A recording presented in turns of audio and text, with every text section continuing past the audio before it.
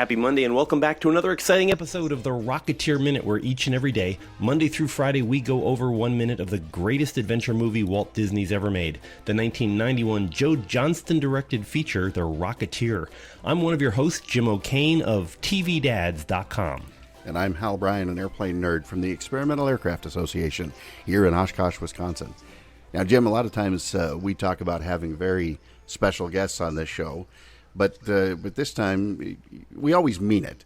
But this time we get to mean it literally, as we have somebody with us who is a retired special agent from none other than the FBI, the Federal Bureau of Investigation. So welcome, Bob Borchert, to the Rocketeer Minute. Thanks so much for taking the time to join us. Hey, absolutely. How you guys doing today? Having a great day. This is an exciting time. We've been watching FBI agents all through this movie, and we finally get to talk to one about... Exactly. I've never seen so many Tommy guns in all my life. But anyway. I know. Isn't that something? So we're diving in here into minute 96, although I suspect we're probably not talking a whole bunch about the minute.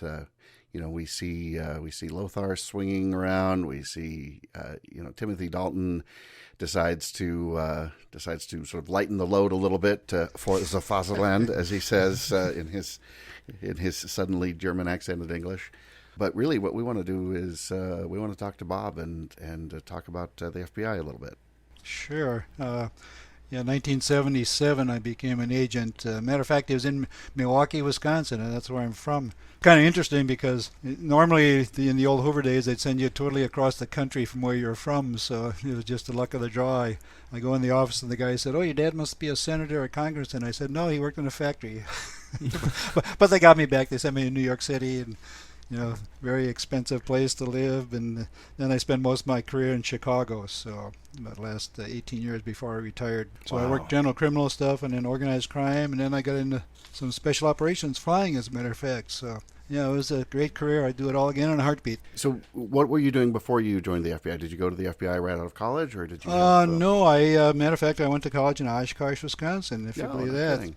And back in the 60s, you had a deferment from the draft. Well, when that ended, you had to go in the military, either get drafted or you sign up. So I went in the Air Force for 4 years.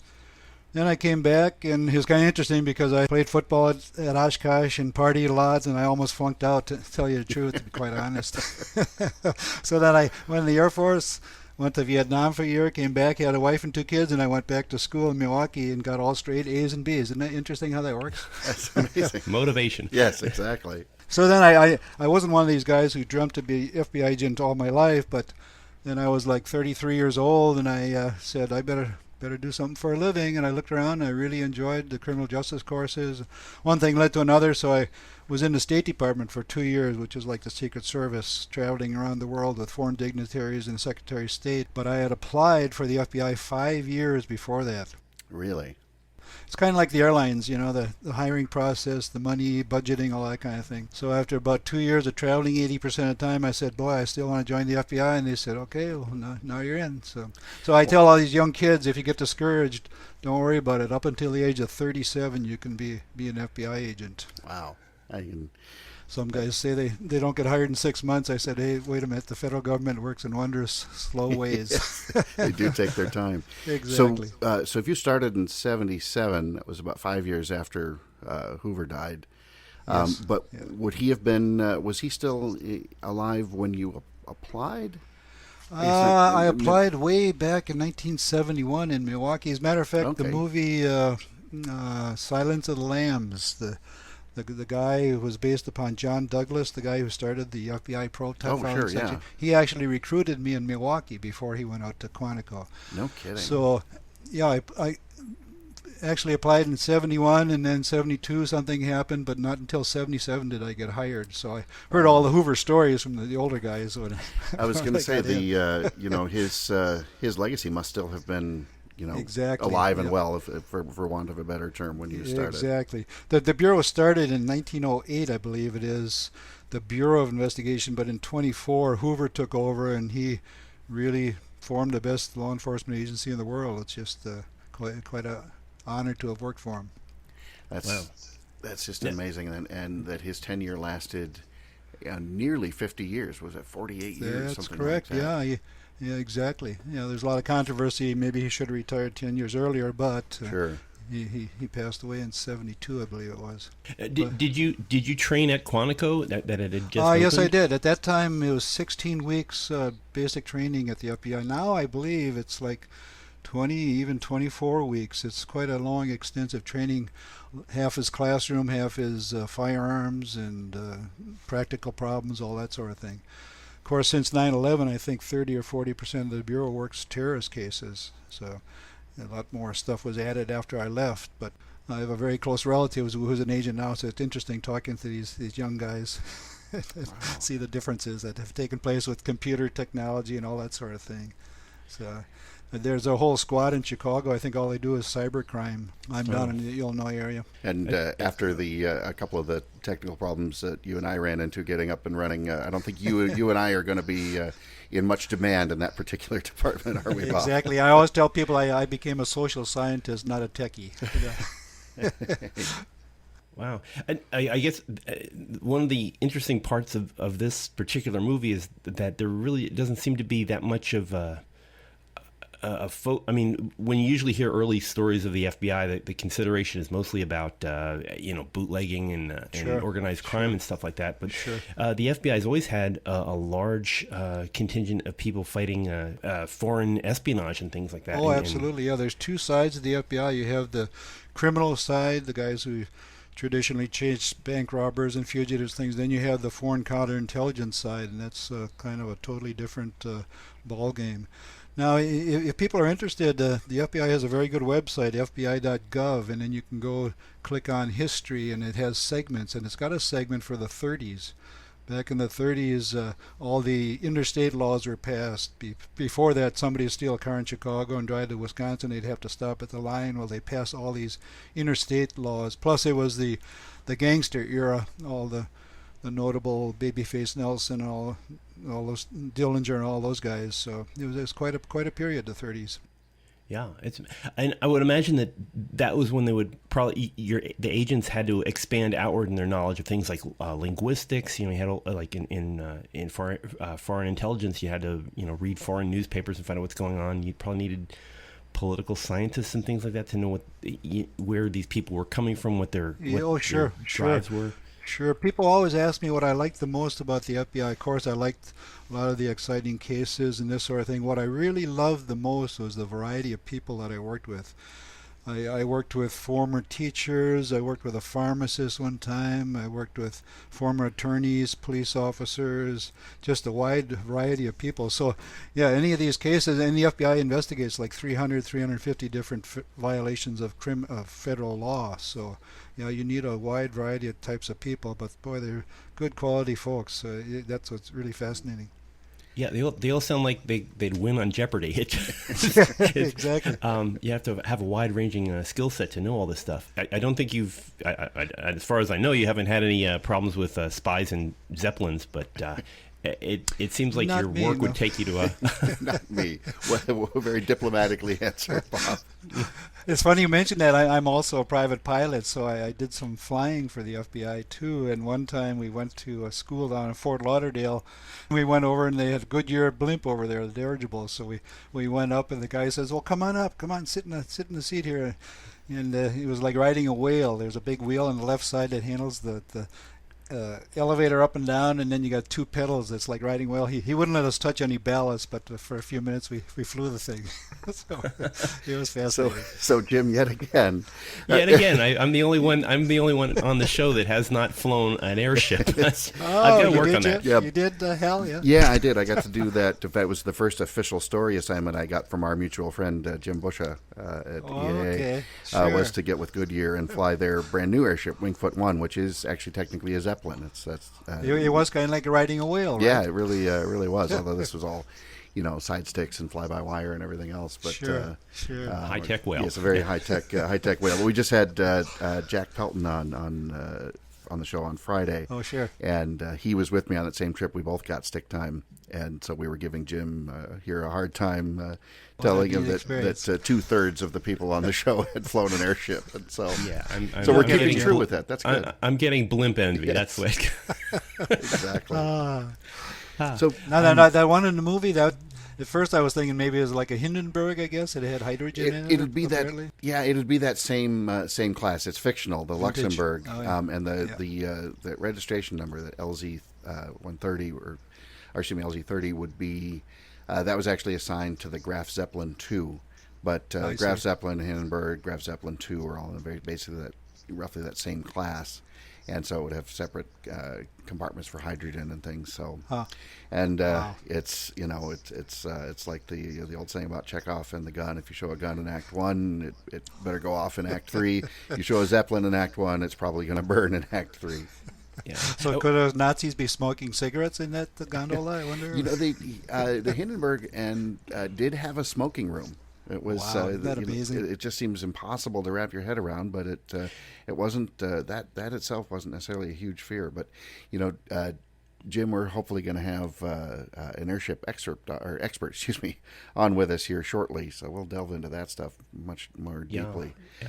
Oh, one thing that's not FBI related, but we're talking about the cliches that you always see with balloons or blimps and things like that.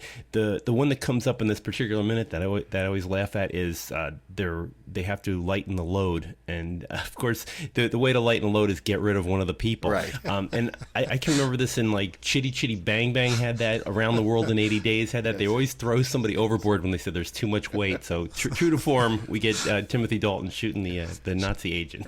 Exactly. Yes. Oh my gosh! So Bob, when you just want to hear some more about your career, when you got out of the academy,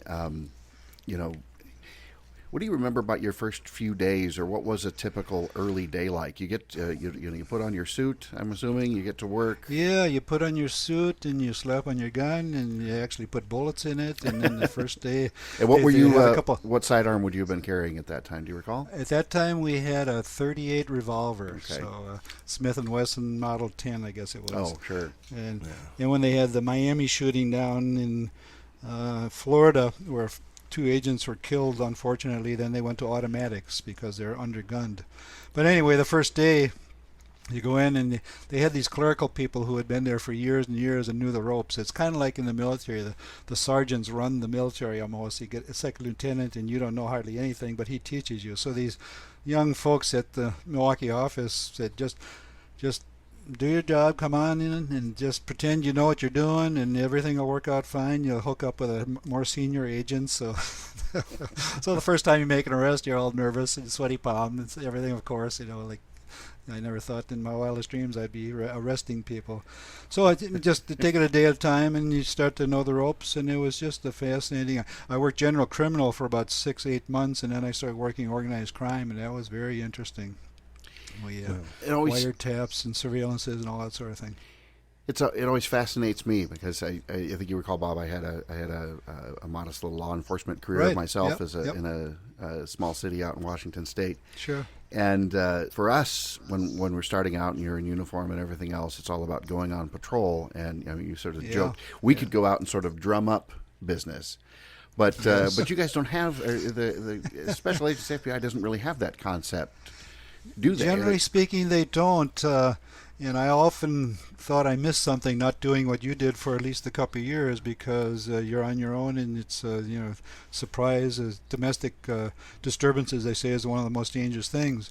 In the FBI, you work a case for several months, maybe even a year, and then all of a sudden you get a bunch of guys and you make your arrest. However, having said that, the agents in Chicago work, big organized crime cases. If you're an FBI agent in Pocatello, Idaho, you might be working somebody who shot a bald eagle because that's a federal crime. Oh, right. And then there again, then you are on your own. So there's a wide variety of different places you can work in the FBI. So if you're in a big city, it's one thing. If you're out in the boondocks, it's totally different. I've heard of stories of agents in Montana riding horses out to arrest somebody. Really? Even to this day. So yeah, it's quite different scenarios. I do have to ask about in this movie we've watched the poor FBI agents Woolley and Fitch. They were upsetting Hoover because they had wrecked their third car that week or that month. Were you involved in any FBI car chases during your career? Sure, a few times I was, but it's funny you mentioned that because there was an old saying in the bureau: "There's two things that'll get you in trouble: cars and women." So if you have a car accident, Mr. Hoover's going to say, "What the heck are you doing? Weren't you watching?" or this or that. Now, however, did you ever hear the book No Left Turns? It was written by an FBI agent, I guess, way back in the 60s or something. Apparently, somebody was driving Mr. Hoover, and he turned left, and he had a car accident. So then, from that point on, they could never make a left turn. So he had to make three 90-degree turns. If they're going north, they have to turn right 3 times to go west. No left turns. I wish I could find a copy of it. It's amazing. Really a hilarious book. I've never heard that. The old Hoover days. I guess they could move to New Jersey where they have the jug handles that you make the right to go left. I lived in New Jersey, exactly. Oh, really? Whereabouts? We were in Bernardsville, New Jersey, when I was in the New York office. Sure. Okay. I grew up in Elizabeth. Elizabeth, sure. Matter of fact, I was going to Linden Airport quite a bit because we had airplanes at Linden Airport. Beautiful General Aviation place there near the GM plant. Yes. Yes, exactly. Yeah, during the war, I think they built some kind of bombers there, or no, maybe the Hellcats or whatever. Yeah, the Hellcats were out of there. Isn't that something? The pursuit planes. Wow, small world. It really is a small world when you start talking to people. And now we get to say that Jim has some mysterious history with the FBI. That not the first time we've called his background into question on this show. Yeah, exactly. Yeah. So Bob, Linden, 1977. Exactly. So Bob, you mentioned you've had an aviation background as well. You've done some flying. When you flew for the FBI, was that if you don't mind us asking, was that official or was that I happen to have access to an airplane and I can go lend a hand, because I did a little bit of that kind of flying for our police department way back when. Sure. It was official, and I can't talk a whole lot about it, but it's no secret that the FBI uses airplanes. So we would do all kinds of different things: transport evidence, or do surveillances, or relay radio communications. One time I was out west in Montana, and we had because all the repeaters were so far apart, there's various functions that you can use an airplane for. So. And did that for several years. As part of your work, I'm sure you had to spend a lot of times in courtrooms. Did you have to provide testimony in a lot of cases? Sure. Well, not a whole lot. I mean, I did when I was working cases in Milwaukee. I worked cases for 4.5 years, and basically about 3 of those years on a big organized crime case. It's called the Ballesteri case. Matter of fact, it was part of the skimming case. The movie Casino is loosely based upon that case, where they would bring money out of Las Vegas to Milwaukee, Chicago, Kansas City. Right, through the grocery store. That's right. I remember we'd surveil some Italian guy from Chicago. He had a black and white checkered sport coat. I'll never forget this. When he was skinny, we knew he didn't have any money. When he was kind of chubby, he had wads of cash under his sport coat. Wow. Did you have a nickname for him, or? I remember his name, but I was like, I'll mention it right now. Yeah, I know. And was it similar to the way it was in the Casino movie that the mother had talked with her friends about the problems, that you had heard all of this stuff with wiretapping? Is that true as it was in the movie? Generally speaking, normally that the wives and the girlfriends would just not know a lot about what was going on. So it was very rare when they would have any details that would help us out, and they would just say, well, the guys would leave and they'd say fix dinner or whatever, they'd come back and it's business, that kind of thing. The Godfather, just business. It must have been, I would imagine a lot of that is just a bunch of spy versus spy. They knew that they were probably being surveyed, and you had to figure out how to get past what they were where they were worried about, or where they thought they were safe. Is that? A lot of times. I mean, they'd go to the same restaurant every day for 6 weeks straight. But every once in a while there'd be a certain person who met with them, and that was key. I'm sure Hal did a few surveillances too. 90% of the time it's kind of boring. Then all of a sudden, whoops, here's something really important. So And it's not like in the movies where the car is sitting across the street and every day something exciting is going on. exactly, you just hope you're awake when the interesting thing happens. Exactly, exactly right. That's the big one. Wow. Bob, looking, as you look back on your career, you've been retired for a while now. Is there a particular case that you were sort of most excited about or most proud of? I know that's a hard thing to ask, but Well, there were a couple kidnapping cases where we saved the baby's life, that sort of thing. That's really rewarding. I do remember a couple of big. Matter of fact, there's one case out of Oshkosh, Wisconsin, of all places, where at the Payne Art Institute they stole these Fabergé eggs, which were, I guess, priceless, and they took them up to Minneapolis, and it turned out there was a shootout, and a young agent had to shoot through the back of the window, and on a wintry day. Then another time, out of Milwaukee, there was a bank robbery gang that would go across the country. We followed them all the way up there again to Minneapolis, and nobody was shot and everybody was safe, but they tried to rob two banks across the street at the same time. It was fascinating. that's just amazing. These guys. And we watched them steal a couple of cars early in the morning, and then they went and they had automatic weapons and everything else, but we took them all down. I mean, that kind of stuff really was rewarding. That's just, If I had more time, I'd think of some other cases, man, but and the big case, organized crime cases in Chicago, putting a bunch of those guys in jail. That was rewarding after a couple of years of investigation. Are you? Is it okay for you to go to Chicago to this day, or do you look over your shoulder a little bit once in a while? Well, as a matter of fact, one just came to mind: the Greylord investigation. It was the first big public corruption case in Chicago. And a friend of mine, well, not a friend, but an acquaintance of mine, I know him pretty well, Terry Hake, wrote a book. He was undercover in the Cook County State's Attorney's Office. This is back in the early 80s. And it's called Greylord. Matter of fact, I think they're making a movie about it, so down the road we can talk about that. Oh, excellent. Greylord. They put like 13 Chicago Cook County judges in jail and half a dozen police officers for corruption. Terry Hake, H-A-K-E, is the author, and he's a... Matter of fact, he wasn't even an agent at the time. They found out how corrupt the things were going on in Cook County, and he was a lawyer and wondering why he's losing all these cases. Well, the judges were getting paid off, so they wired him up, and for a couple of years he was undercover, and it was really a great case.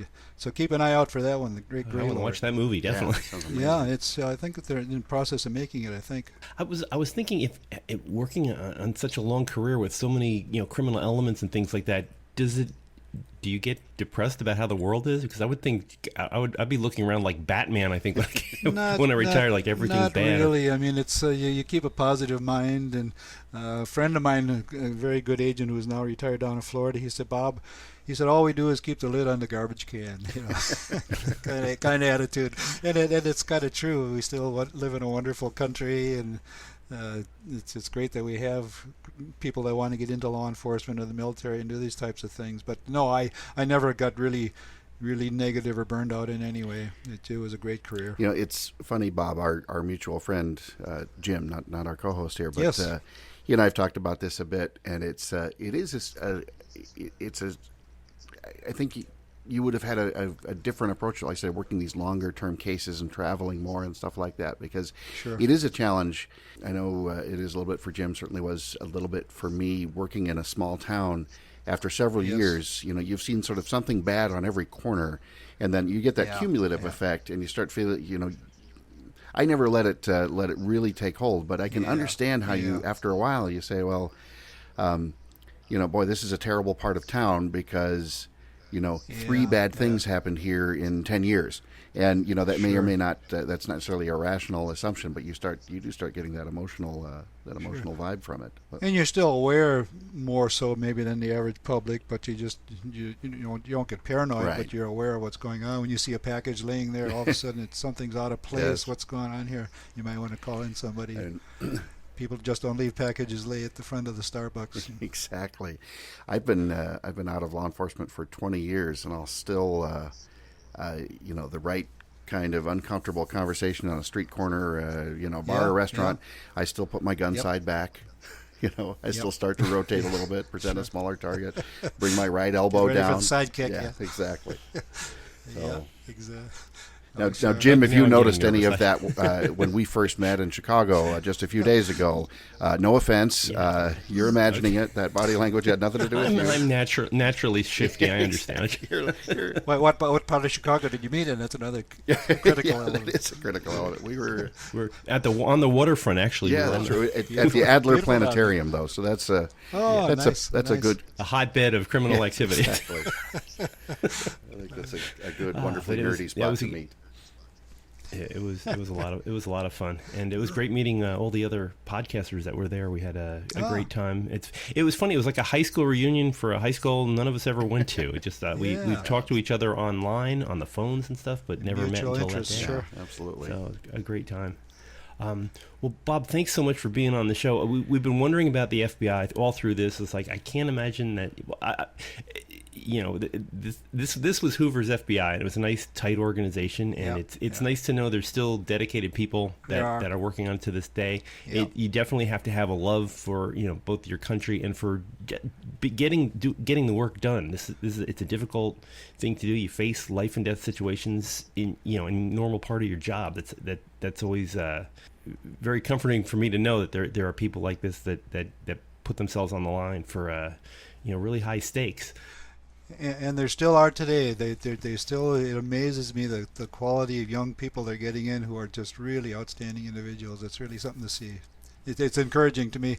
People can get depressed about our country and our society, but boy, that's still a bright spot as far as I'm concerned. Hear, hear. Yeah, no, it's great stuff, and I don't think we ever have to worry about Nazi infiltration of Zeppelins. At least that seems to be out of the way, hopefully.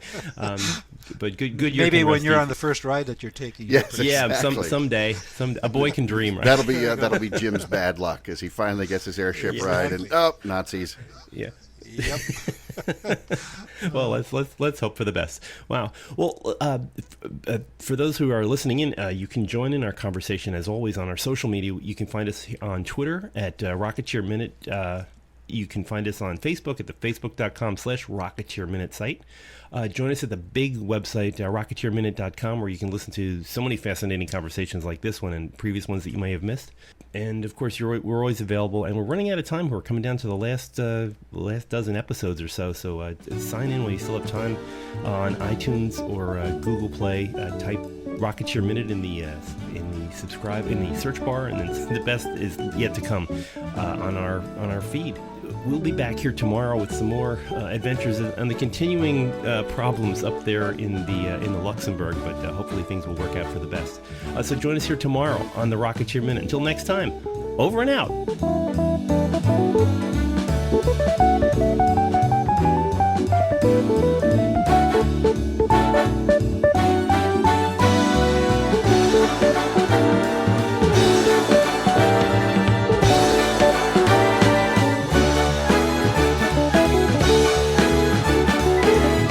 Go get him, kid.